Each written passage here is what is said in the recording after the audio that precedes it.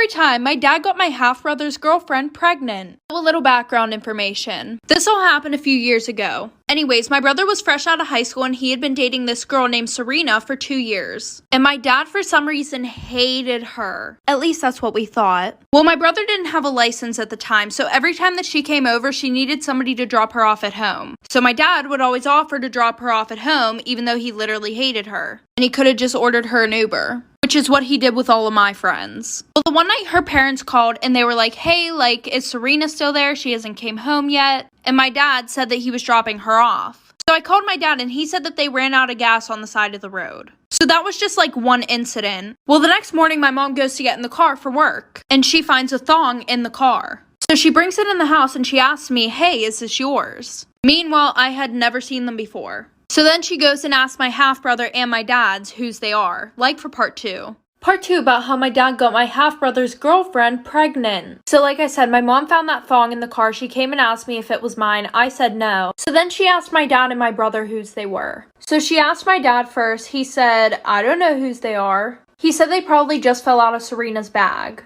And then she asked my brother. And my brother said, oh, those are Serena's. So after that, my brother came in my room. And he was like, do you think it's weird that the same underwear that Serena was wearing before she left ended up in the car? So I guess she had the underwear on literally before she fucking left the house.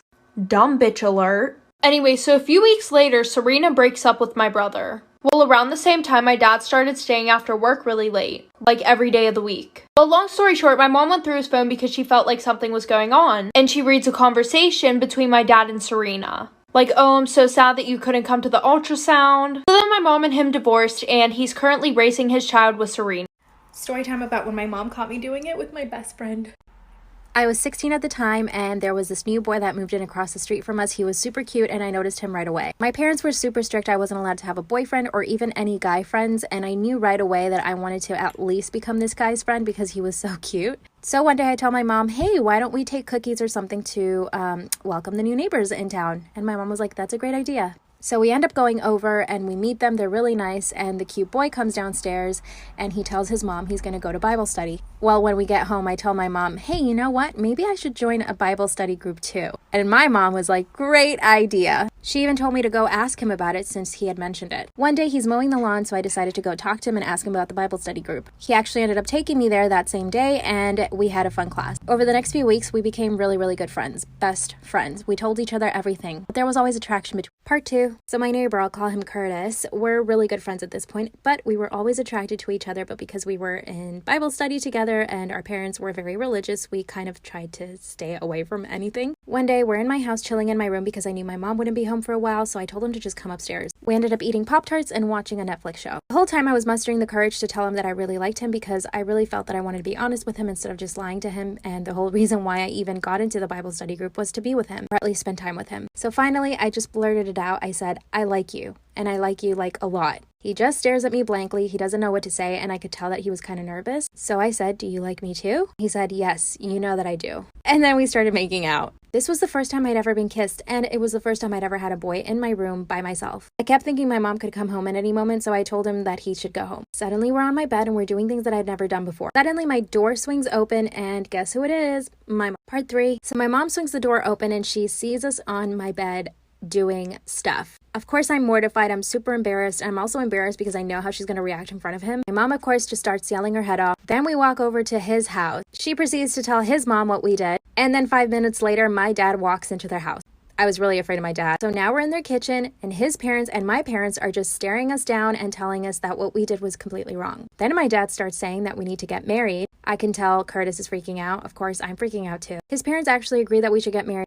Thankfully, my mom was completely against it and she said absolutely not, they're too young. I literally felt like I was dying. I was obviously grounded for months, couldn't go anywhere, I couldn't do anything, and I obviously didn't speak to Curtis again. Then my mom tells me that Curtis and his family actually moved away. My heart was completely broken. A few years later in college, I contacted him through Facebook. We met up and we've been together ever since. I knew that our connection back then was super strong and it is now. Story time of how I found out my boyfriend was cheating on me with my cousin. My boyfriend and I had been together for 2.5 years. His family loved me and my family loved him and they expected us to get married. Well, last year when COVID started, we were actually in different countries, so we didn't see each other for 3 months. During those 3 months, we FaceTimed 4 times a day, and we were always texting. He happened to be quarantining in our hometown, so both of our families were in the same place. I was quarantined in a different country. One day, my cousin calls me and tells me that she met a really nice guy on a dating website. I was so happy for her because she had had bad luck with guys. Every single week, her and I would catch up on the phone and she would tell me how much she liked this guy, and how amazing their dates were, and how amazing he was in bed, how sweet and considerate he was. I couldn't be happier for her. Well, when I finally get back home, my boyfriend is super distant and cold. So naturally, I called my cousin and complained. She told me to give him space. She said I should just leave him alone. And so like an idiot, I did leave him alone. One day, my cousin calls me and tells me to come over for dinner. When I got there, my boyfriend's car was parked in her garage. I thought it was just her nice way of trying to get us to talk. I'd walk in and catch them doing the dirty on the couch, come back for part 2. So I walk in on my cousin and my boyfriend doing the dirty on her couch. They quickly get up from the couch and get dressed. Of course, by that time, I'm in hysterics. I'm crying and yelling. My boyfriend instantly got on his knees and begged me for forgiveness. I went up to my cousin and I punched her right in the face. She wasn't expecting that. And I said, well, this is the guy that you've been dating, isn't it? She said yes, and that she was just trying to find the best way to tell me. And so she just thought the best way to tell me was to get me to walk in on her and him doing the dirty. I punched her again. My boyfriend came to her rescue though.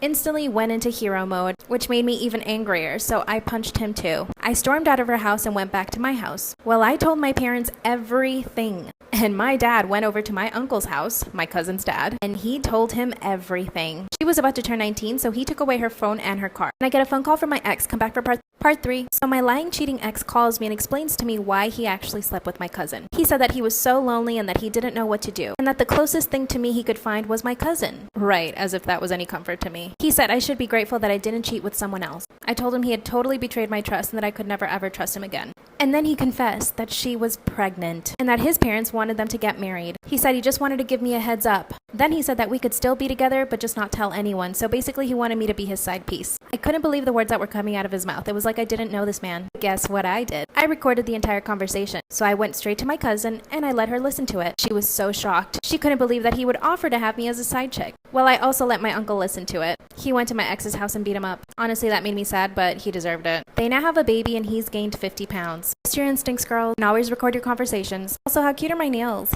So this is how a prank call could lead to a shitty relationship. So this might sound immature, but one day my friend and I thought it'd be funny to make some prank calls, so we called this guy that she knew. The guy we prank called had a really good sense of humor about it, so he decided to keep messaging me after. I really just wanted attention and decided to keep talking to him. And then that's when we FaceTimed. He was so cute and we continued to talk back and forth. But I had to go on vacation with my family for a few days, so we couldn't meet up quite yet. For this trip, he asked me to be his girlfriend, and I said yes, but it wasn't long until he started to notice that I wasn't much of a simp for him. This really bothered him, but he ended up going about it all the wrong way. He decided to start making up stories in order to get attention from me. They would be about him or his family, and he would just do it to get me to listen to him more. And me being a dumbass just kind of ignored this red flag and continued on in the relationship. So one day he sent me a message saying some guys had beat him up, even though in a previous picture he showed me he didn't have any bruises. 3 days later, when I was outside of a club, he messaged me that he had a brain bleed which led to a stroke and now he has permanent brain damage. Like for part 2. Part 2, a prank call might lead you to a shitty relationship. I literally stormed out of the club crying my eyes out. Straight up thought my boyfriend had severe brain damage. He told me this was a condition that he was going to have to spend the rest of his life with, and I cried until the morning. Once it got to the next day though, I kind of noticed that he was talking normally, he wasn't in the hospital, so I got really sus about it. So I decided to go ahead and text his mom through my mom's phone just to check in and see how he was doing from her perspective. And she was like, oh, he's fine, it was just a little scare. A little scare? Brain damage is a little scare?